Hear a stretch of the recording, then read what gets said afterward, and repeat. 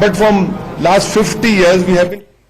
तो इस वक्त की बड़ी खबर आपको बता दें, असदुद्दीन ओवैसी को आप सुन रहे थे, जो सिरे से बीजेपी और शिवसेना दोनों को ही महाराष्ट्र में समर्थन की बात को खारिज करते हैं। वो कहते हैं कि दोनों के साथ ही वो नहीं है और जो हो रहा है वो सरासर नाटक को उसको वो कह रहे हैं। कांग्रेस का असली चेहरा सामने आ गया है। इस पूरे महाराष्ट्र की जो राजनीति जिस तरह से शेप अप हो रही है कुछ दिनों से, उसके ऊपर बयान देते हुए असदुद्दीन ओवैसी को आपने सुना। महाराष्ट्र में सरकार पर ओवैसी का ये बड़ा बयान है कि न तो बीजेपी और न ही शिवसेना का समर्थन करते हैं वो, और उनको यही लग रहा है कि ये सरासर नाटक हो रहा है और नुकसान जनता को हो रहा है। असदुद्दीन ओवैसी को आप सुन रहे थे, जो सीधे सीधे महाराष्ट्र के इस राजनीतिक नाटक पर अपनी प्रतिक्रिया दे रहे थे। अब 5 तस्वीरें आपकी स्क्रीन पर हैं। महाराष्ट्र में सियासत का संकट इस कदर गहरा गया है कि पहले बीजेपी को न्योता दिया जाता है, वो हाथ खड़े कर देती है, फिर एनसीपी को दिया जाता है, माफ कीजिएगा शिवसेना को दिया जाता है। शिवसेना कहती है कि समय और चाहिए ताकि और मंथन हो सके, फिर उनको समय नहीं मिलता है तो एनसीपी के पाले में गेंद जाती है। अब एनसीपी को आज रात 8:30 बजे तक अपनी स्थिति साफ करनी है राज्यपाल को। कहीं ना कहीं सरकार ये राष्ट्रपति शासन की तरफ तो नहीं बढ़ रहा, महाराष्ट्र सरकार बन भी पाती है नहीं, इस पर अभी भी जो संकट है वो गहराया हुआ है। इस वक्त चिंतन मंथन का दौर, कौन किससे किस तरह से एडजस्टमेंट करेगा ये चिंतन इस वक्त चल रहा है। एनसीपी कांग्रेस के साथ ही रह के काम करना चाहती है, हालांकि ये भी एनसीपी ने अपना दुख जाहिर कर दिया कि कांग्रेस ठीक से संपर्क नहीं कर रही या कम्युनिकेट नहीं कर रही, जिसकी वजह से बात अभी तक कंप्लीट नहीं हो पाई है। हालांकि हर पार्टी जिसके पास ये मौका आ रहा है वो बहुत आश्वस्त नजर आती है पहले, लेकिन जब अपना प्रूव करना होता है बहुमत तो कहीं ना कहीं पीछे रह जाती है। और इसी की वजह से बीजेपी को पहला मौका दिया गया, 105 विधायक थे उनके पास, लेकिन वो अपने हाथ खड़े करके राज्यपाल को ना कहते नजर आए। फिर शिवसेना के साथ ये हुआ, शिवसेना ने और समय की मांग कर डाली जिसे राज्यपाल ने खारिज कर दिया, और अब एनसीपी आज रात 8:30 बजे तक उनको अपना स्थिति क्लियर करनी है राज्यपाल के पास। तो महाराष्ट्र में बीजेपी और शिवसेना के बीच 30 साल पुराना गठबंधन टूटते ही महाराष्ट्र की राजनीति में हलचल और ज्यादा तेज हो गई है। केंद्र की एनडीए सरकार में शिवसेना के इकलौते मंत्री अरविंद सावंत ने इस्तीफा दे दिया और इसी की वजह से अब स्थिति एनडीए के साथ शिवसेना की ठीक नहीं रही। साल पुराना गठबंधन टूटते ही महाराष्ट्र की राजनीति में हलचल और ज्यादा तेज हो गई है। केंद्र की एनडीए सरकार में शिवसेना के इकलौते मंत्री अरविंद सावंत ने इस्तीफा दे दिया और इसी की वजह से अब स्थिति एनडीए के साथ शिवसेना की ठीक नहीं रही। राज्यपाल भगत सिंह कोश्यारी ने पहले शिवसेना और फिर एनसीपी को सरकार बनाने का न्योता दिया, हालांकि किसी भी दल ने एक दूसरे के समर्थन की चिट्ठी अभी तक राज्यपाल को सौंपी नहीं है।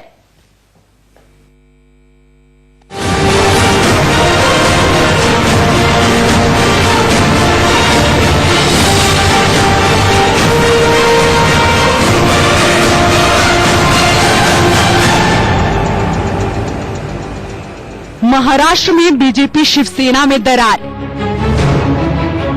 बिखर गए दो हिंदुत्व वाले यार। पवार ने तोड़ दी दुश्मनी की दीवार, कांग्रेस लगाएगी इस नैया को पार। क्या 5 साल पार कर पाएगी सरकार? महाराष्ट्र में बनते बिगड़ते समीकरण के बीच सरकार बनाने की कवायद अपने आखिरी मोड़ पर है। सबसे बड़ी पार्टी के तौर पर उभरी बीजेपी के सरकार नहीं बनाने के फैसले के साथ ही राजनीतिक हलचल और तेज हो गई है। रविवार को भगत सिंह कोश्यारी ने दूसरी सबसे बड़ी पार्टी के तौर पर उभरी शिवसेना को सरकार बनाने की संभावनाओं पर बात करने के लिए राजभवन बुलाया। शिवसेना ने साफ कर दिया है कि उसके पास जादुई आंकड़ा नहीं है, लिहाजा उसे सरकार बनाने के लिए एनसीपी और कांग्रेस के साथ की जरूरत होगी। दोनों पार्टियों के समर्थन की चिट्ठी जुगाड़ने के लिए उसे 48 घंटे की मोहलत भी चाहिए, लेकिन राज्यपाल ने 48 घंटे की मोहलत देने से साफ इनकार कर दिया। ये पॉलिटिक्स है और पॉलिटिक्स में मैं पिछले 52 साल काम कर रहा हूँ, 52 years, और इसलिए बातें बदलना, नई बातें लेना, ये सब चलता ही पॉलिटिक्स में।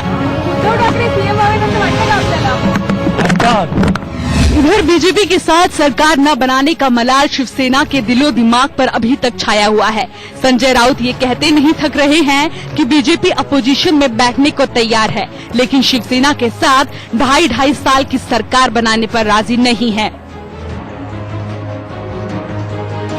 ये भारतीय जनता पार्टी ये कहती है कि हम अपोजिशन में बैठेंगे, सत्ता नहीं बनाएंगे, लेकिन किसी भी हालत में अपोजिशन में बैठने को तैयार है। लेकिन जो बात तय हुई थी, जो एग्रीमेंट हुआ था 50-50 फॉर्मूला वाला, 2.5 साल के मुख्यमंत्री पद बांटने के लिए वो देने को तैयार है। हालांकि शिवसेना ने बीजेपी को किनारे छोड़ महाराष्ट्र में नई सरकार बनाने पर पूरा ध्यान लगा दिया है। इसी सिलसिले में मुंबई के एक होटल पर शिवसेना प्रमुख उद्धव ठाकरे और एनसीपी के मुखिया शरद पवार के बीच मुलाकात हुई, लेकिन कोई औपचारिक ऐलान नहीं हुआ। शिवसेना के पास 56 विधायक हैं और एनसीपी के पास 54 विधायक हैं, जबकि कांग्रेस के पास 44 विधायक हैं। फिलहाल खबर ये है कि कांग्रेस बाहर से सरकार का समर्थन करेगी, यानी ये कुल आंकड़ा 154 का है। हालांकि बहुमत के लिए 143 विधायकों की ही जरूरत है, लेकिन बताया जा रहा है कि शिवसेना ने 162 विधायकों के समर्थन का दावा किया है, यानी शिवसेना को 8 निर्दलीय विधायकों का भी समर्थन हासिल है। खबर है कि शिवसेना की नई सरकार का 17 नवंबर को शपथ ग्रहण समारोह होगा।